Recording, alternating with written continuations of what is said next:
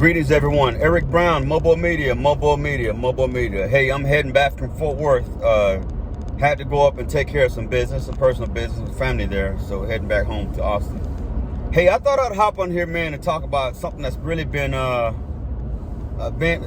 something that has been discussed the last few days, particularly with members of my own family, with friends of mine, and just kind of things I'm seeing on YouTube. And what that is just, our youth today, our young folks, and the opportunities that they have, the opportunities that they don't have, how society is so tough on them today. And, I even talk to folks about how I just can't imagine myself living in this time as the kids do, with the decisions they have to make and the things that are thrown at them, particularly with whether it be media, social media, what have you, man. It's everything is just like, wow, it's just a different place and time. But one of the big things that always concerns me is young folks and the opportunities that they have. So, like me and my sister were talking about earlier, earlier and yesterday, we talked about how, a lot of kids in school, particularly kids like in high school, things like that, they've gotten to the age where they picked up a skill set. They kind of, everybody has something they're good at, whether it's, for me and my sister, we talked about drafting. We had a great drafting teacher called Mr. T from Dunbar High School in Fort Worth. Rest in peace. God rest Mr. T's soul. He's a great gentleman. But she talked about drafting, But, how many, particularly black people are going to have opportunities to do drafting after high school, particularly back then in the 80s. And I guess our point that we were trying to make is that oftentimes with the skills that these young folks have, man, by the time when they graduate, oftentimes they don't get a chance to use those skills. Because when they graduate, then, the clock is ticking and now it's time to eat, so to say, to get a 9-to-5. You're being pushed by parents and family, and you're expected to keep moving forward after high school. And there's one term I use, and my sister, me and her talked about it, and my mom. I use the term stuck. A lot of our young folks, a lot of our young men become stuck. They become stuck.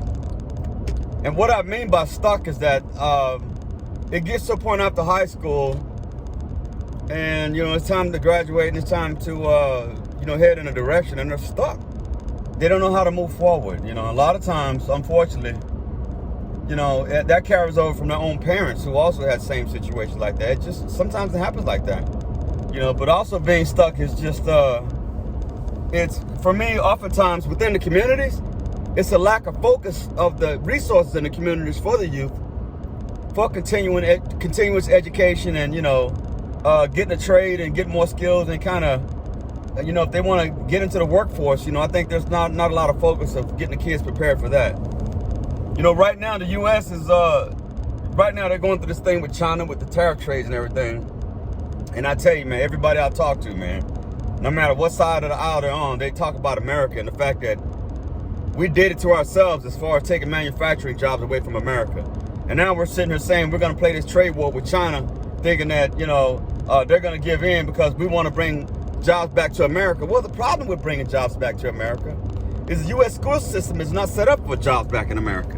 We took that out a long time ago, and so we're not a manufacturing country anymore. I mean, it'll take years for us to get back to that, man. There was a time when we needed that, but now, this is a different time now, now other people have the goods and services that we need, and we can get it, at a reasonable price and things like that. But the problem is now you got politics and tariffs and all this stuff thrown on top of it, just a big mess. It just creates a big mess, a big mess. But, all said, I think that,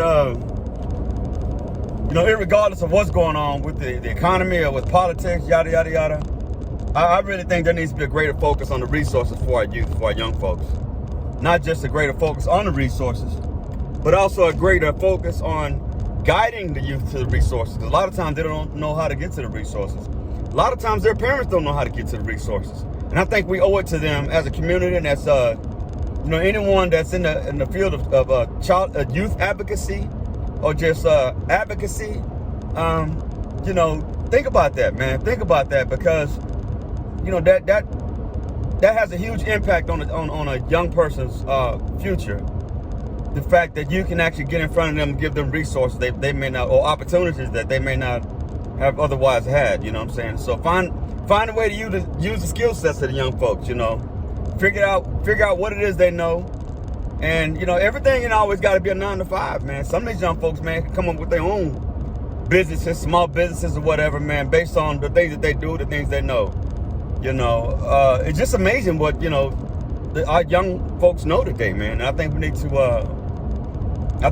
to capitalize on that and make sure that we're doing our part as the adults and making sure we continue to support our youth when they need to hone those skills and use those skills, and, you know, even if they need to multiply those skills, if they need to add additional skills to those skills, and we need to kind of help promote that. I really do think that. And so the thing for me, I think, with this video, the biggest takeaway for me is that a lot of young folks get stuck.